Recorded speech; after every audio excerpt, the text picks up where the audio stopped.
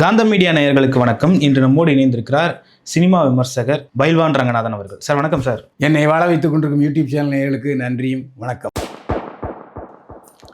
Sir, தாவேக்காவை ஒரு நாடக கம்பெனின்னு சொல்லிட்டு ஒரு குறிப்பிட்ட மக்கள் அந்த தாவேக்கா கட்சியை ட்ரோல் பண்ணிக்கிட்டு இருக்காங்க. ஏன் இப்படி நாடக கம்பெனின்னு சொல்லிட்டு ட்ரோல் பண்ணணும் தாவேக்காவை? இல்லை, அது தவறான கருத்து. நாடக கம்பெனின்னா என்ன அர்த்தம்? நாடக கம்பெனினா அந்த நாடக கம்பெனி ஓனர் நாடகத்தில் நடிக்கிற எல்லாருக்கும் சம்பளம் கொடுக்கணும். இப்போ விஜய் அவருடைய நிர்வாகிகளுக்கோ இல்லை தொண்டர்களுக்கோ சம்பளம் கொடுக்குறாருன்னு. நாடக கம்பெனிங்கிற வார்த்தை தப்பான வார்த்தை, அதை நான் ஏற்றுக்கொள்ள முடியாது. அது ஒரு கட்சி, அவருக்கு வேண்டியவங்கள நிர்வாகிகளாக வச்சுருக்காரு.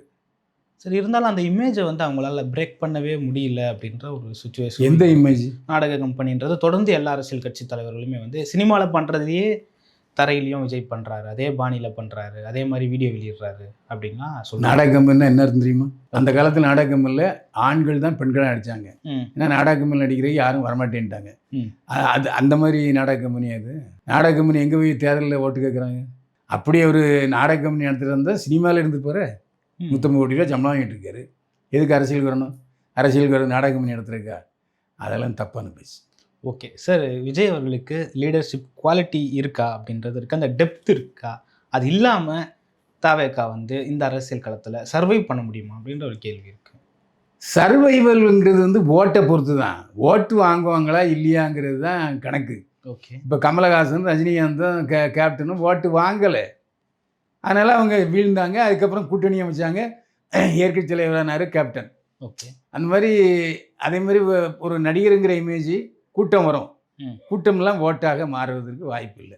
ஆனால் இப்போ எப்படி அவருக்கு ஒரு வாய்ப்புன்னு சொன்னால், திமுக மேலே ஒரு அதிருப்தி இருக்குது. வேண்டாம்ப்பா, போதுங்க, ரொம்ப தொல்லை பண்ணுறாங்க அப்படிங்கிற எதிர்மறை கருத்து இருப்பதன் காரணமாக விஜய்க்கு ஒரு ஏறுபார்ப்பு இருக்குது. அதை மறுக்க முடியாது. ஆனால் அந்த லீடர்ஷிப் டெப்த் இருக்கா சார் அவர்கிட்ட? அந்த லீடர்ஷிப்புங்கிறது என்னது?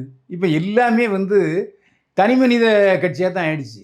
இப்போ ஜெயலலிதா காலத்தில் ஜெயலலிதா கட்சி, எம்ஜிஆர் காலத்தில் எம்ஜிஆர் கட்சி, இப்போ விஜய் காலத்தில் விஜய் கட்சி, கேப்டன் கட்சி. கேப்டனுக்கு அப்புறம் அவர் மனைவி பிரேமலதா நடத்திக்கிட்டு இருக்காங்க. தலைவனை பொறுத்து தான் இப்போ இங்கே ஓட்டு. ஓகே, இன்றைக்கி எப்படி கலைஞருக்கு அடுத்து உதயநிதி ஸ்டாலின், முக ஸ்டாலின் அவர்கள், முக ஸ்டாலினை நம்பித்தான் ஓட்டு போடுறாங்க. வேற என்ன இருக்குது? எல்லா தொகுதிகளும் நானே இருப்பதாக ஓட்டு அளியுங்கள். விஜயும் சொல்கிறாரு, எம்ஜிஆரும் சொன்னார், ஜெயலலிதான்னு சொன்னாங்க, இப்போ முக ஸ்டாலின் அவரும் சொல்லிட்டு இருக்காரு. சார், ஆனால் அவங்கெல்லாம் ப்ரூவன்ட் லீடர் சார். விஜய் எப்படி? தேர்தல் வந்ததானே அவர் ஓட்டு வாங்குறாரா இல்லையாங்கிற நினைக்க முடியும். ஓட்டு வாங்கினதுக்கப்புறம் தான் தேர்தல் நாணயமே அங்கீகரிக்கப்பட்ட கட்சியா அங்கீகரிக்கப்படாத கட்சியான்னு சொல்ல முடியும். இன்னும் அவர் ஒரு தேர்தல் சின்னமே அவர் இன்னும் தேர்ந்தெடுக்கலையே சார். அதையெல்லாம் தாண்டி ஒரு அரசியல் கட்சி தலைவர்னாலே தொண்டர்களை கட்டுப்படுத்துறது அப்படின்ற ஒரு லீடர்ஷிப் குவாலிட்டி இருக்கும். எதிர்கட்சிகளை எப்படி நம்ம கையாளணுன்ற லீடர்ஷிப் குவாலிட்டி இருக்கும். அந்த குவாலிட்டிலாம் விஜய் கிட்ட இருக்கா சார்? இல்லை, கட்டுப்படுத்தலைங்கிறது உண்மைதான். கடமை கண்ணியம் கட்டுப்பாடு பேரறிஞர் அண்ணா சொன்னார். இங்கே கட்டுப்பாடு இல்லை. அதாவது விஜய் சொன்னால் கேட்க மாட்டேங்கிறாங்கங்கிறது நம்ம கண்கூட பார்த்தோம். அதை நான் இல்லைன்னு சொல்லலை. அது போக போகத்தான் தெரியும். அதாவது இப்போ அவங்க நடிகராகத்தான் பார்க்கிறார்கள் மக்கள். 1000 சொல்லட்டும், தமிழ்நாடு வெற்றி கழக தலைவராக விஜயை பார்க்கல மக்கள். ஒரு நடிகர், அவர் சினிமாவில் டான்ஸ் ஆடுறாரு, ஃபைட் பண்ணுறாரு, அந்த ஒரு இமேஜில் தான் பார்த்துக்கிட்டு இருக்காங்களே தவிர அரசியல் கட்சி தலைவராக போக போகத்தான் தெரியும். இப்போது அவரை தலைவராக பார்க்கல. அப்போது விஜயனுடைய பேச்சு, விஜயனுடைய ஸ்பீச்சோட டெப்த் எப்படி இருக்குது? அவர் அரசியலை புரிஞ்சுக்கிட்டு பேசுகிறாருன்னு நம்ம இன்னும் அரசியல் முதிர்ச்சி அவருக்கு வரவில்லை, அரசியல் அனுபவம் இல்லை. ஏன்னா இப்போ எம்ஜிஆர் இருந்தாருன்னா அவருக்கு கம்யூனிஸ்ட் தலைவர்கள் பின்பக்கம் இருந்தாங்க. அவர் ஏற்கனவே திமுகவில் இருந்தார். திமுக அரசியல் அனுபவங்களை கற்றுக்கொண்டார். பேரறிஞர் அண்ணாவிடம் அரசியல் கற்றுக்கொண்டவர் எம்ஜிஆர். அதே மாதிரி எம்ஜிஆரிடம் அரசியல் கற்றுக்கொண்டவர் ஜெயலலிதா. அது மட்டும் இல்லை, ஜெயலலிதா எல்லா மொழிகளும் தெரியும். அவர் எல்லா மொழிகள்லையும் அரசியல் பாடம் படித்திருக்கிறார், அனுபவம் உள்ளவர். ஆனால் இவருக்கு அந்த அனுபவம் இல்லை. இது வரைக்கும் அவர் சினிமாவில் எழுதி கொடுத்த வசனங்களை தான் பேசிக்கிட்டு இருந்தார். மற்றபடி அவருக்கு என்ன அரசியல் தெரியும்? அதெல்லாம் ஒன்றும் தெரியாது, டீட்டெயிலாம் ஒன்றும் தெரியாது. அது போக போக தான் அவர் எவ்வளோ படிச்சிருக்காருங்கிற பொறுத்து தான் அவருடைய திறமை தெரியும். ஓகே, ஏன்னா மேடைகளெல்லாம் முழங்குறப்போ ரொம்ப ஆக்ரோஷமாக மக்களுக்காக நான் முழங்குறேன் அப்படிலாம் சொல்லி பேசுகிறாரே சார். பேசுனா ஓட்டு விட்றோன்னா ஏங்க, ஒரு பெரிய கூட்டம் நடக்குது, அந்த கூட்டத்தில் ஷூட்டிங் வேறு நடக்குது, ஷூட்டிங்கில் நீ சம்பாதிக்கிற. அப்போ எல்லாருக்கும் குறைஞ்சபட்சம் தண்ணி பாட்டில் கூட கொடுக்க உனக்கு வக்கு இல்லை. அப்புறம் எப்படி நீ பெரிய அரசியல் கட்சி தலைவராக? ஒரே ஒரு பாட்டிலை தூக்கி வீசுறாரு. அதெல்லாம் அரசியல் முதிர்ச்சியா? பார்க்குறது கேவலமாக இருந்துச்சு. தண்ணியும் சத்தம் விடுறாங்க. நீ வேனில் ஏற்கனவே நிறைய பாட்டில் தண்ணி வச்சுருக்கணும். ஒரு 100 பாட்டில் எடுத்து கொண்டு கொடுங்கப்பான்னு சொல்கிறத விட்டுட்டு ஒரு பாட்டில் எடுத்து வீசுறாரு. என்னையா பைத்தியமாக இருக்குது. நாய்கள் நிறைய நாய்கள் இருக்குது. ஒரே ஒரு பிஸ்கட்டு போட்டால் நாயை அடிப்படி போடுமா இல்லையா?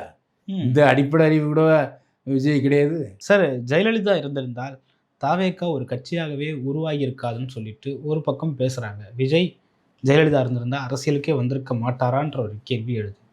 ஆமாம், விஜய் ஜெயலலிதாட்ட மண்டிட்டவர் தானேங்க. ஏன் கொடநாடு எஸ்டேட்டில் போய் காத்து கிடந்தார். போச்சொல்லுவானே அப்படின்னு சொல்லி துரத்தி விட்டார் ஜெயலலிதா. ஓகே. இதே அப்பாவும் மகனும் சேர்ந்து ஜெயலலிதாவுக்கு மாலை போட்டார்கள்.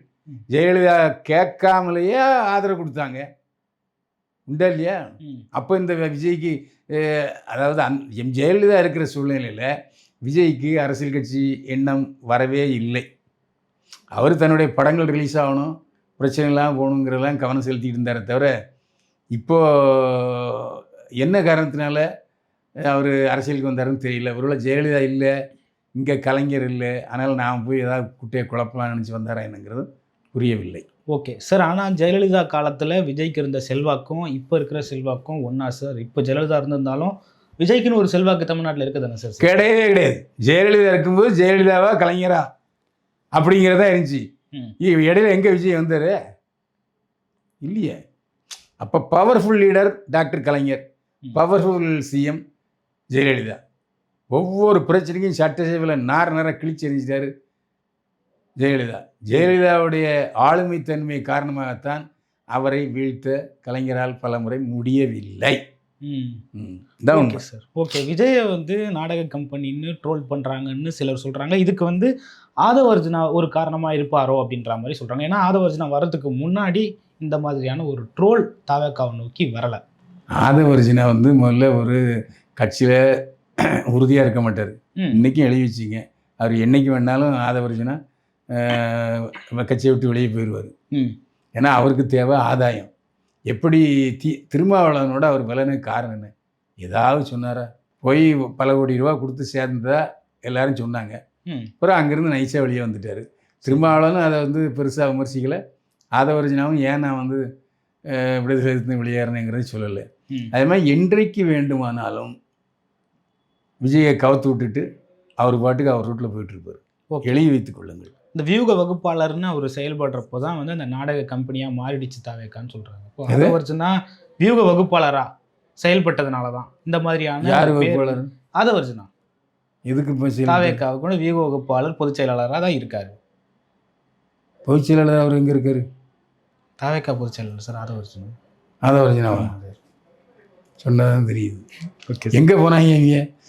முதல்ல அரசியல்வாதி என்பவன் துணிந்தவனுக்கு தூக்குமிட பஞ்சுமத்துங்கிற மாதிரி இருக்கணும். ஆதவ அர்ஜுனாவும் ஓடி போயிட்டாரு, புஷி ஆனந்தும் ஓடி போயிட்டாரு. ஓகே, முன்ஜாமீன் கேட்டாங்க. இவங்களை வச்சுட்டு பாவம் அரசியல் கட்சி நடத்த போகிறார விஜய். பார்த்தா பாவமாக தான் இருக்கு. Okay sir. சார், தற்கூரி விஜய்ன்னு சொல்லிட்டு, தற்கூரி விஜய் ரசிகர்கள்னு சொல்லிட்டு அந்த தாவேக்கா கூட்டத்தை ஒரு மாதிரி டீஃப்ரேம் பண்ணுறாங்க சார். இதுக்கு காரணம் விஜயை மதிக்காததா, இல்லை விஜயை அவங்க கீழே இறக்கி விட பார்க்குறாங்களா? தற்கொலைங்கிற வார்த்தையே தப்புங்க. ரசிகனாக இருந்தவன் தான் கட்சி தொண்டனாக மாற போகிறான். சரி, எம்ஜிஆருக்கும் எம்ஜிஆர் ரசிகனாக இருந்தவன் தான் தொண்டனாக மாறினான். ஸோ இளைஞர்கள் இப்போது விஜய் பக்கம் இருக்காங்க. கொஞ்சம் பேர் ஓட்டு அளிக்க போகிறது உண்மை தான், அதில் எந்த சந்தேகம் இல்லை. இப்போ தற்கொலைன்னு சொல்கிறது இல்லை, தற்கொலைன்னு சொன்ன வார்த்தை தப்பான வார்த்தை. அப்படி சொல்லியிருக்கவே கூடாது. யாரும் தற்குறி அல்ல. ஓகே சார், இன்னொரு பக்கம் என்னென்னா விஜய்க்கு ஆன்லைனில் தான் கேடர்ஸ் இருக்காங்க, ஆன்லைனில் தான் அவங்களுக்கு கிரவுண்ட் இருக்குது அப்படி சொல்கிறாங்க. அவங்களுக்கு கட்டமைப்பு இல்லை, களத்தில் கட்டமைப்பு இல்லைன்னா சொல்கிறாங்க. எந்த அளவுக்கு அவங்களுக்கு கிரவுண்டில் கேடர்ஸ் இருக்காங்க, எந்த அளவுக்கு ஆன்லைனில் கேடர்ஸ் இருக்காங்க? இப்போ ஆன்லைன் லைஃப் ஆகிடுச்சு. இப்போ எவன் எங்கள் ஆட்டோவில் ட்ராவல் பண்ணோம்னா சார் ஜிபே போடுங்க சார், எல்லாரும் ஜிபே தான் போடுறாங்கிறாங்க. ஓகே, ஸோ ஆன்லைன் வர்த்தகமும் விட்டுது, ஆன்லைன் பாலிடிக்ஸும் வந்துருச்சு. அதை ஏற்றுக்கொள்ளத்தான் வேண்டும். ஏன்னா வெளிநாட்டில் எல்லா ஊர்லேயும் போய் பொதுக்கூட்டம் பேசுகிறது இல்லை. அவங்க பாட்டு ஆன்லைனில் பாட்டுக்கு வாக்கு கேட்குறாங்க, கொடுக்குறாங்க. ஆன்லைன் பாலிடிக்ஸ் என்பது தப்பானன்னு சொல்ல முடியாது. ஆனால் தமிழ்நாட்டில் இன்னும் அது முழுமையாக வரலை. ம். அதாவது நேருக்கு நேர் நீ பார்த்து என்ன பேசுகிறேங்கிற புரிஞ்சுட்டு தான் ஓட்டு போடுறாங்க. ஸோ அவர் இன்னமும் பிரச்சாரத்தை வலுப்படுத்த வேண்டும். ஓகே. ஆனால் சொன்னபடி அவருக்கு வந்து ஒவ்வொரு மாவட்டத்துலேயும் ஒவ்வொரு சிற்றூர்லேயும் கிராமத்துலேயும் நகராட்சியிலையும் ஆட்கள் இல்லை. ஓட்டர்ஸ் வேணால் இருப்பாங்க, ஆனால் நிர்வாகிகள் சொன்னபடி ஆழமான அடித்தளம் தமிழ்நாடு வெற்றி கழகத்துக்கு இல்லை. கட்டமைப்புக்கு கம்மியாக இருக்குது. ஆமாம், அதில் எந்த சந்தேகமே இல்லை. ஓகே.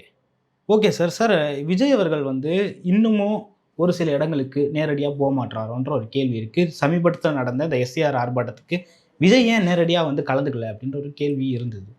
ஒரு விஷயம் புரிஞ்சுங்க, விஜய் வந்தால் கூட்டம் அதிகமாக வரும். அந்த கூட்டத்தை விஜயால் கட்டுப்படுத்த முடியாது. விஜயால் மட்டும் இல்லை, போலீஸாலையும் கட்டுப்படுத்த முடியாது. எதற்கு ஒரு சீன் போடணும், மறுபடியும் எதற்கு ஒரு கரூரை உருவாக்கணும் அப்படின்ட்டு விஜய் நினைத்திருக்கலாம். அதில் தப்பு இல்லை. ரெண்டாவது, விஜய் வர்ற அளவுக்கு போலீஸ் பாதுகாப்பு கொடுப்பார்களா, அப்படியே அனுமதி கேட்டாலும் கொடுப்பாங்களா? இப்போ அங்கே கரூரில் போலீஸ் பாதுகாப்பு இருந்துச்சா இல்லையா? இல்லை. அந்த மாதிரி நினச்சி எதுக்கு அந்த வீணா சீன் கிரியேட் பண்ணணும்னு சொல்லி கூட விஜய் வராமல் இருந்திருக்கலாம். ஓகே. இப்போ வந்து பொதுக்கூட்டம் போடுவதற்கு தான் அனுமதி. பொதுக்கூட்டம் போடுறதுக்கு ஏகப்பட்ட கெடுபிடிகள் வச்சுருக்காங்க. அது மறுபடியும் எல்லா சர்வகட்சி கூட்டமும் ஏன்னா பலர் அதை எதிர்ப்பு தெரிவிச்சிருக்காங்க. இந்த மாதிரி நீங்கள் நிறைய கெடுபிடிகள் விதிக்கிறீங்க, இதை வச்சு கூட்டம் நடத்த முடியாது அப்படின்னு. ரோட் ஷோ நடத்தக்கூடாதுன்னு ஏற்கனவே தடை உத்தரவு போட்டாச்சு. பொதுக்கூட்டம் போகணுன்னா அதுக்கு வந்து உரிய பாதுகாப்பு செலவெல்லாம் கொடுக்கணும்.